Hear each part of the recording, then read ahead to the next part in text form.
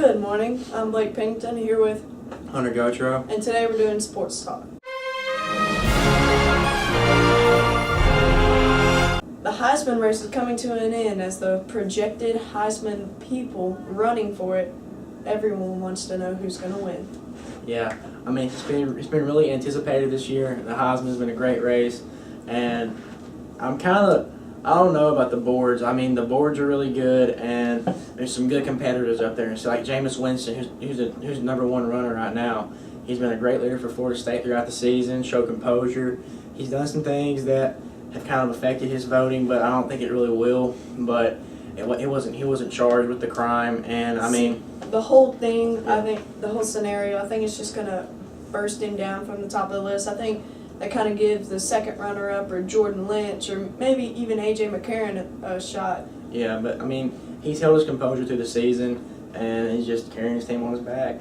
So. All right. Now how about the second runner, Trey Mason, coming out for Auburn, running really well. I mean, and he's a talented running back. Yeah. He's carrying some amazing stats to New York with 1,621 yards and 22 touchdowns. And that's all off the ground this year. I mean, he's just a great running back. He's the workhorse of that offense, and the triple option that Malzahn has designed is just amazing. Nobody can stop it.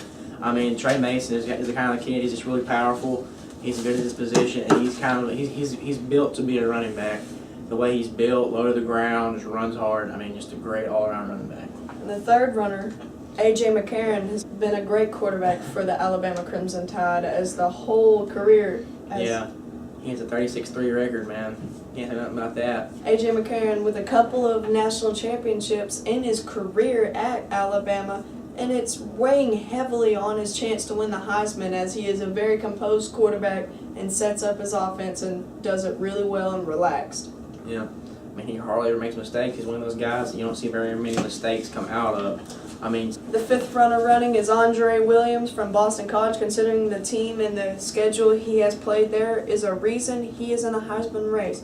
Because of his athletic ability, it points him out and just makes him stand out because he's playing at Boston College and some of the kids just aren't as athletic as he is, and he just shines. And a lot of the other teams playing, I mean, it is outstanding. I mean, racking up like 2,100 yards, and which shows he's a great leader and a great runner. His competition's not really great, but just a really athletic kid, and he can do his job on the field. I mean, I give him that. He's playing D1 ball, and he's playing with some very talented kids, but still, a lot of those kids aren't as talented as him. He's just a special kid.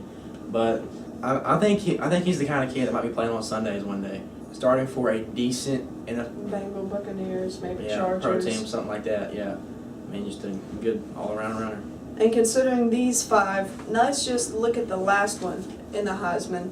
It's Johnny Manziel, who's a special player, but considering on the season he had compared to last year, it is truly different and hasn't really stood out like he did last year. Yeah. I mean, Manziel, he's had a rough year. I mean, they're a little bit weaker on the defensive side than they were last year, and I mean, their offense kind of shot down a little bit, but I mean, they're still putting up good numbers. And I mean, Manziel, he's really electric. I mean, I've never seen a kid like him on the field.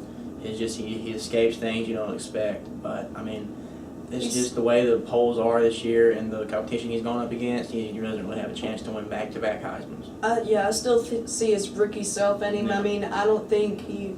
It's going to be totally different once he gets up into the big leagues because once he escapes the pocket like that and gets away from all of the defensive linemen, he's not going to be able to throw up that lazy pass and just throw it downfield and expect someone like Mike Evans to come up and catch it. Yeah. I mean, you just can't do that in the big leagues because you're going to get someone like Tyrann Mathieu or another great cornerback that's going to come up and just demolish them. Yeah.